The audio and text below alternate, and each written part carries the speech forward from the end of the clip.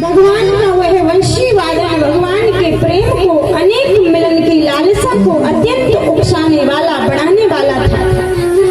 भगवान जब बांसुरी का निनाद कर रहे हैं तो हर एक गोपी को ऐसा लग रहा है कि भगवान मेरा नाम पुकार रहे हैं, मुझे बुला रहे हैं। और ऐसी तान छेड़ी है भगवान श्री कृष्ण ने बांसुरी में।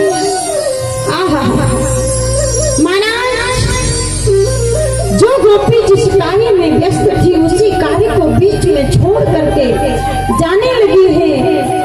भगवान का वह वंशी वादन भगवान के प्रेम को, उनके मिलन की लालसा को अत्यंत उकसाने वाला, बढ़ाने वाला था।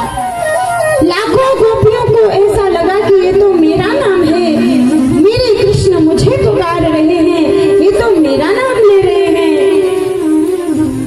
एक गोपी गाय दूध रही थी महाराज, और गाय दूधते समय गोपी ने जैसे ही मुरली सुनी, बर्तन को वहीं पर छोड़ दिया, दौड़ पड़ी भगवान श्री कृष्ण की ओर जिधर से आवाज आ रही थी। एक गोपी अपने बच्चे को दुग्ध पान करा रही थी तो बच्चे को पृथ्वी पर बैठा दिया,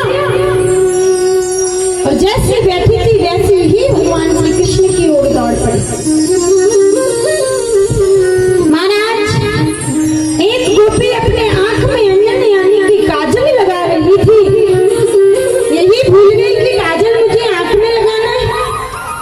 आंख की जगह काजल भौं पर रगड़ रही है, क्योंकि ध्यान उसका काजल में नहीं है, ध्यान बांसुरी में। उसको लगता है कि मेरे भगवान मेरा नाम ले रहे हैं और मैं कब काजल लगाऊं और कब दौड़ करके जाऊं भगवान के पास। आहा, इन गोपियों का कैसा प्रेम है मेरे कन्हैया के लिए। गोपियों की तरह यदि संसार में सबका प्रेम हो जाए तो जीवन धन्य हो जाए। एक गोपी खीर बना रही थी, और जैसे कान में बांसुरी की आवाज पड़ी ना महाराज, हाँ, शक्कर पड़ता है ना, खीर में शक्कर पड़ता, शक्कर। लेकिन वाई तो ये हो सही नहीं रहे हो महाराज की मैं शक्कर डालना है। माँ ने भरियो इतना सारो नमक और खीर में पटक दिया, और नमक डाल करके दौड़ी लाला की ओर गूंजते से आवाज आ रही है। कोई गोपी तैयार हो रही तो उल्टे पुल्टे वस्त्र धारण कर लिए, चुनरी कमर में बांध ली, सर खुला केस खुले, दौड़ पड़ी भगवान की ओर। ऐसा अद्भुत है ये महाराज का प्रसंग। और एक गोपी तो जब दौड़ करके जाने लगी ना तो उसकी सासू मैया ने उसको पकड़ करके कमरे में बंद कर दिया। महाराज जब कमरे में बंद कर दियो और यहाँ भगवान कन्हैया बांसुरी बजा रहे हैं, और भाई यूं लग रही है कि मैं कब दौड़ करके अपने कन्हैया के पास पहुंच जाऊं। तो जो कमरे में बंद है ना गोपी, कुछ क्षण के बाद देखा कि गोपी का शरीर तो यहाँ पड़ा है, पर उस गोपी की आत्मा अपने परमात्मा भगवान श्री कृष्ण से मिलने पहुंच गई, जा पहुंची। कमरे में भी कैद नहीं कर पाया उसकी सासू मैया ने। तो ऐसा है उन गोपियों का प्रेम, शुद्ध है, निस्वार्थ है।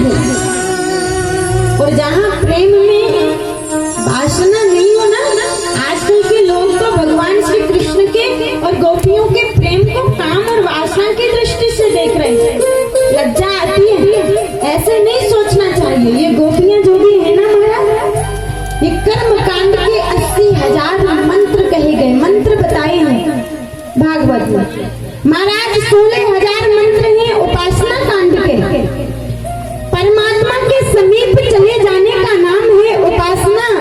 80,000 कर्म कांड के जो वेद मंत्र हैं वे सभी मंत्र ब्रजमंडल में गोपी बन करके आई है भगवान श्री कृष्ण के चरणों में रहने, भगवान श्री कृष्ण का प्रेम पाने के लिए। स्वयं श्री सुखदेव जी महाराज कहते हैं, राजन परीक्षित, इन गोपियों के प्रेम को किसी साधारण व्यक्ति के, संसार के किसी भी व्यक्ति से इनकी तुलना नहीं कर सकते। जैसे हम और आप सोच लेते हैं, हम वासना की दृष्टि से देखते, कामना की दृष्टि से देखते हैं, पर भगवान के लिए गोपियों का प्रेम कामना का नहीं था, कामना वाला नहीं था, वासना एकदम निष्कपट निष्काम निस्वार्थ गोपियां अपने कृष्ण को अपना प्राण कहती हैं, और जिसको हम हृदय में प्राण की जगह दे दे तो उससे कामना वाकई में खत्म हो जाती है। और जहाँ कामना रह जाए, जहाँ स्वार्थ रह जाए, वो प्रेम कैसा, वो प्रेम नहीं हो सकता। आज महाराज वो गोपियां दौड़ी दौड़ी भगवान के प्रेम में बधित गोपियां बांसुरी की धुन पर दौड़ी दौड़ी जाकर के जैसे ही भगवान के पास पहुंची महाराज कि कृष्णम विदुःपरं कांतम नतुवं तयामुनि।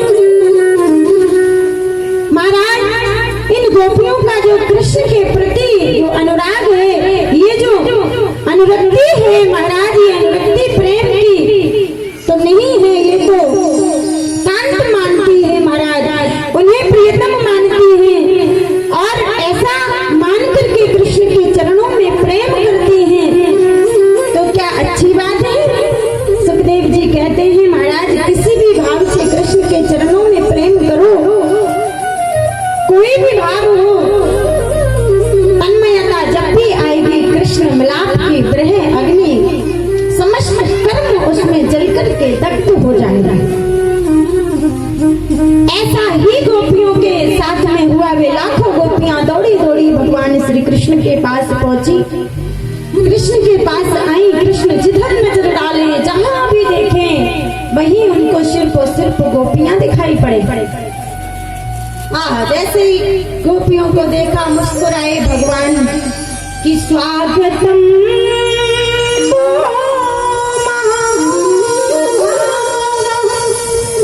प्रियम किम करवाणि वा ब्रजश्यामयं कच्चिद् व्रतागम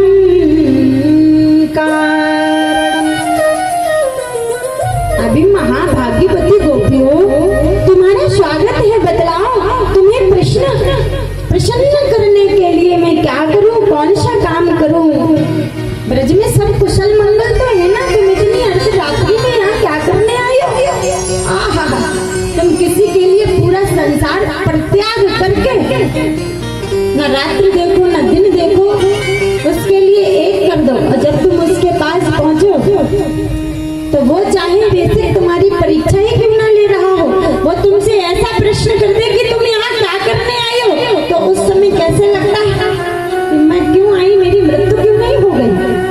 हाँ, जिस कृष्ण के लिए मैं सब कुछ छोड़ करके आ गई, वो कन्हैया मुझसे क्या पूछ रहे हैं कि ब्रज में सब कुशल मंगल तो है ना, तुम यहाँ क्या करने आई हो, कैसे तुम्हारा स्वागत करूं, ऐसी क्या आवश्यकता पड़ गई जो तुम्हें यहाँ आना पड़ा।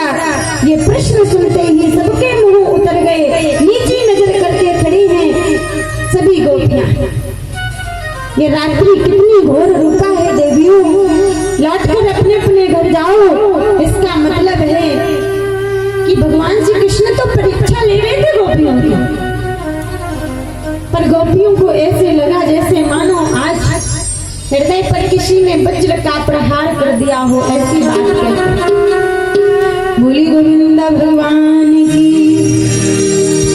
पहले तो परमात्मा जीव को अपने पास बुलाता है, ब्रह्म पहले जीव को अपने पास में बुलाता है, और जीव जब पास में आ जाता है तो भगवान पहले ठोक पीट करके देखते हैं कच्चा है या पक्का है, तो पहले परीक्षा लेते हैं भगवान महाराज। इसलिए श्री कृष्ण गोपियों की पहले परीक्षा ले रहे हैं। उन्हें कहते हैं कि ये पतिव्रता नारी के लक्षण नहीं है,